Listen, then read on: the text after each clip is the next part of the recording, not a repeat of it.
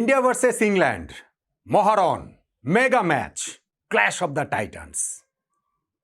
টি-20 বিশ্বকাপের দ্বিতীয় সেমিফাইনাল মুম্বাইয়ের ওয়াংখেড়েতে এই যে দুটো দলের মধ্যে হবে সেইখানটাতে ধুমধুমার লড়াই তো প্রত্যাশিত।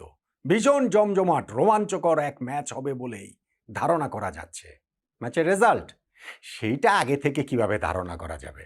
হ্যাঁ, দুই দলের শক্তি দুর্বলতা আলোচনা করে একটা প্রেডিকশন করা যায় বটে, তবে এইরকম বড় দুইটা দল যখন বিশ্বকাপের সেমিফাইনালের মতো মঞ্চে পরস্পরের মুখোমুখি হয়, তখন অন দ্যাট গিভেন ডেতে যেই দলটা নিজেদেরকে ভালোভাবে প্রকাশিত করতে পারবে মাঠের ক্রিকেটে ব্যাটে বলে, তারাই বিজয়ী হিসেবে বেরিয়ে আসবে।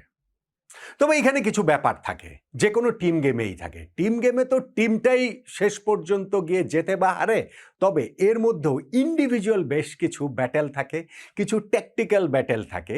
সেইটা ম্যাচের রেজাল্টটা, এই ইংল্যান্ড ভার্সেস ইন্ডিয়া ম্যাচের ফলাফল কি হবে সেইটা নির্ধারিত করে দিতে পারে। এরকম কয়েকটা ট্যাকটিক্যাল ব্যাটেল যদি আমরা একটু দেখি, তাহলে শেষ পর্যন্ত কি দেখতে পাই এবং শেষে গিয়ে এই ব্যাটেলগুলোতে কারা জয়ী হবে, ম্যাচের বিজয়ী কারা হবে, তা নিয়েও একটা অনুমান বোধ করেই করা যেতে পারে।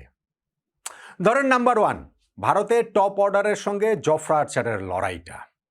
জফরা আর্চার ইংল্যান্ডের premier pace bowler, fast bowler, যিনি ভারতের টপ অর্ডারটাকে ধসিয়ে দেওয়ার ক্ষমতা অবশ্যই রাখেন। যেমন ধরেন সঞ্জু স্যামসন আগের ম্যাচটাতে ওয়েস্ট ইন্ডিজের বিপক্ষে কি অবিশ্বাস্য একটা ইনিংস তিনি খেলেছেন, 50 বলে অপরাজিত 97 রানের।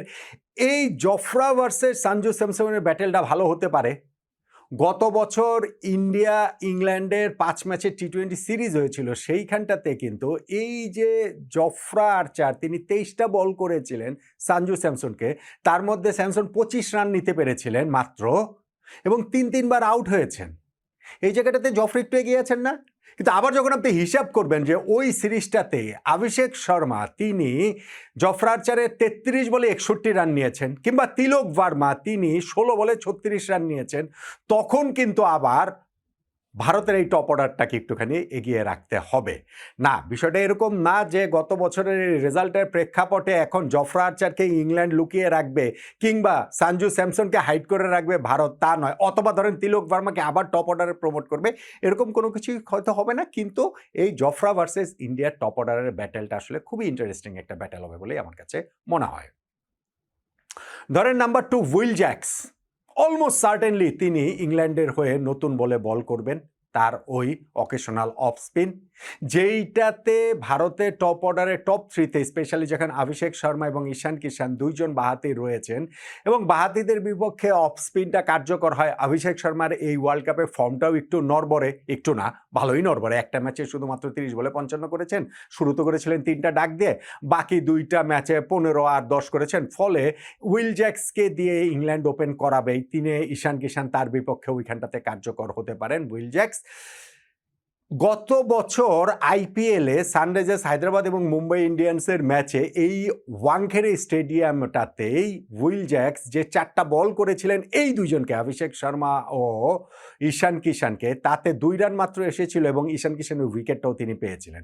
ফলে এটা হতে পারে যে যদি অভিষেক শর্মাকে তিনি আউট করতে পারেন, নাম্বার 3তে হয়তো সূর্যকুমার যাদবকে 4 থেকে 3তে তিনি নিজেকে প্রমোট করবেন ভারতের ক্যাপ্টেন, যদিও ওইটাতে তিনি খুব একটা কমফোর্টেবল না। ফলে উইল জ্যাক্সের এই ইনিশিয়াল 1টা ওভার বা 2টা ওভার যে করবেন, সেইটা ভারতের টপ অর্ডারের স্পেশালি এই 2 বাহাতি তারা কিভাবে পেরিয়ে যেতে পারেন, সেকেন্ড বাহাতি পর্যন্ত নাও আসতে পারে। হয়তো সঞ্জু স্যামসনই এই জায়গাটাতে কাউন্টার অ্যাটাকের রোলটা নিতে পারেন। ওই ব্যাটেলটাও আসলে খুবই ইন্টারেস্টিং হবে। নাম্বার 3, আদিল রশিদের এগেনস্টে ভারতের এই মিডল অর্ডার কিরকম করবে মিডল ওভার্সগুলোতে। এই ওয়ার্ল্ড কাপে কিন্তু ইংল্যান্ডের এই লেগ স্পিনার খুব ভালো করছেন, তবে শ্রীলঙ্কায় যতটা ভালো করেছেন ভারতের মাটিতে আবার ততটা ভালো করতে পারেননি। তারপরেও আবার এই যে মুম্বাইয়ের ওয়াংখেড়ে স্টেডিয়ামে যেখানে খেলা হচ্ছে, সেখানে তো ওয়েস্ট ইন্ডিজের বিপক্ষে খেলেছিল ইংল্যান্ড, তাতে কিন্তু 4 ওভার বোলিং করে মাত্র 16 রান দিয়েছিলেন আদিল রশিদ, 2টা উইকেটও নিয়েছিলেন। ফলে মিডল ওভার্সগুলোতে ইংল্যান্ডের এই লেগ স্পিনারের বিপক্ষে ধরেন ভারতের মিডল অর্ডারে সেইটা সূর্যকুমার যাদব, তিলক ভার্মা, তারা কীরকমভাবে রেসপন্ড করেন সেটাও একটা দেখার মতো বিষয় হবে সেই ব্যাটেলটাও। নাম্বার 4, জাসপ্রীত বুমরাকে ভারত কিভাবে ইউজ করবে। তারা কি একেবারে শুরুর দিকে বেশি করে তাকে ইউজ করবে নাকি তার ওভারগুলো জমিয়ে রাখবে? ভারত চাইবে যে জাসপ্রীত বুমরাকে পাওয়ার প্লেতে ১ ওভারের বেশি অন্ততপক্ষে যেন না করাতে হয়। পরের মিডল ওভার্সের দিক থেকে হয়তো ১ টা ওভার আরেকটা করাবে, আর শেষে গিয়ে ওই আরও ২ টা ওভার তার জন্য রেখে দিবে। এই ক্ষেত্রে গুরুত্বপূর্ণ হতে পারে জশ বাটলার, তিনি উইকেটে টিকে আছেন কি নেই। জশ বাটলারের বিশ্বকাপটা দুঃস্বপ্নের মতো কাটছে, কে জানে ভারতের পক্ষে ম্যাচটাতে হয়তো জ্বলে উঠবেন। সেইটা যদি হয় সেই ক্ষেত্রে ভারতের ক্যাপ্টেন সূর্যকুমার যাদব হয়তোবা ফোর্সড হবেন জাসপ্রীত বুমরাকে দিয়ে ওই আপফ্রন্টে ২ ওভার করিয়ে ফেলার জন্য, যেইটা ইংল্যান্ডকে পরবর্তীতে ব্যাটিংয়ের জায়গাটাতে একটুখানি রিলিফ দিতে পারে। ফলে এই ব্যাটেলটাও জাসপ্রীত বুমরার ইউজটাও খুব ইন্টারেস্টিং হবে নিঃসন্দেহে। নাম্বার 5, ফিল সল্টের সঙ্গে আর্শদীপ সিং এর যে ব্যাটেলটা, সেইটাও কিন্তু ফিল সল্টের ফর্মও ভালো নেই এই ওয়ার্ল্ড কাপে, একটা মাত্র তিনি 50 করেছেন এবং এই দুইজনের ব্যাটেলটাতে 44 বল করেছেন আর্শদীপ সিং ফিল সল্টকে, তার মধ্যে 50 রান নিতে পেরেছেন এবং 4বার তাকে আউট করেছেন। সেই 4টা আউটই ছিল হচ্ছে গিয়ে ব্যাক অফ লেন্থের বলে, শর্ট পিচ ডেলিভারিতে, এবং 18টা বলের মধ্যে 4টা বলে সেভাবে তিনি আউট করেছেন। কিন্তু মুম্বাইয়ের ওয়াংখেড়ে স্টেডিয়ামের বাউন্ডারিটা কিন্তু অনেক ছোট, ফলে ওই শর্ট লেন্থে বল করাটা একটু রিস্কিও হয়ে যেতে পারে। Phil Salt versus Arshdeep Singh এর এই ব্যাটেলটাও আসলে ইন্টারেস্টিং হবে নিঃসন্দেহে। নাম্বার 6 আরেকটা বলা যেতে পারে যে ভারতের স্পিনারদের এগেনস্টে হ্যারি ব্রুক, ইংল্যান্ডে যিনি প্রিমিয়ার ব্যাটসম্যান, এই ওয়ার্ল্ড কাপে যিনি সবচেয়ে ভালো ফর্মে রয়েছেন, নাম্বার 3-তে প্রমোট করার পর তো আরও ভালো তিনি খেলছেন, ফলে এই ব্যাটেলটাও গুরুত্বপূর্ণ হবে। বরুণ চক্রবর্তীর শুরুর ওভারটা ভালো করাটা গুরুত্বপূর্ণ, কেননা এইটাই তার রিদমটা সেট করে দেয়, রিদম বোলার যেহেতু তিনি অনেকটা। আকসার প্যাটেল একটুখানি হয়তো বা ডিফেন্সিভ বোলার, তাকে 4 নম্বর ওভার 6 নম্বর ওভারটা ইউজ করতে চাইবে ভারত আইডিয়ালি।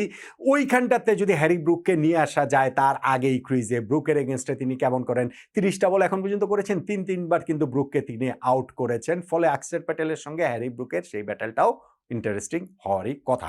এরকম চাইলে অনেকগুলোই বলা যায়, 11 ভার্সেস 11ই করা যায়, কিন্তু আমার কাছে মনে হয় যে এরকম যে 5-6টা ব্যাটেলের কথা আমি বললাম, সেইটা হয়তো বা এই মুম্বাইয়ের ওয়াংখেড়ে স্টেডিয়ামে ভারত ভার্সেস ইংল্যান্ড যে দ্বিতীয় সেমিফাইনাল, সেই ম্যাচের রেজাল্টটা নির্ধারণে গুরুত্বপূর্ণ ভূমিকা রাখবে। এবং আমি আলাদা আলাদা করে যদি ওইভাবে নাও বলে, ওভারঅল সব কিছু মিলিয়ে আমার কাছে মনে হয় যে এই ম্যাচ আপগুলোতে, এই ট্যাকটিক্যাল ব্যাটেলগুলোর জায়গাটাতে ইংল্যান্ডের চেয়ে ভারত কিছুটা এগিয়ে থাকবে, ইংল্যান্ডের চেয়ে ভারত কিছুটা সুবিধাজনক অবস্থানে থাকবে। সেই কারণে এই ম্যাচটাতেও ওভারঅল এই ব্যাটেলগুলোতে যদি ভারত বেশিরভাগ ব্যাটেলে জিততে পারে, সেই ক্ষেত্রে ম্যাচ জয়ের পথেও তারা অনেকখানি এগিয়ে যাবে বলে আমার তো মনে হচ্ছে।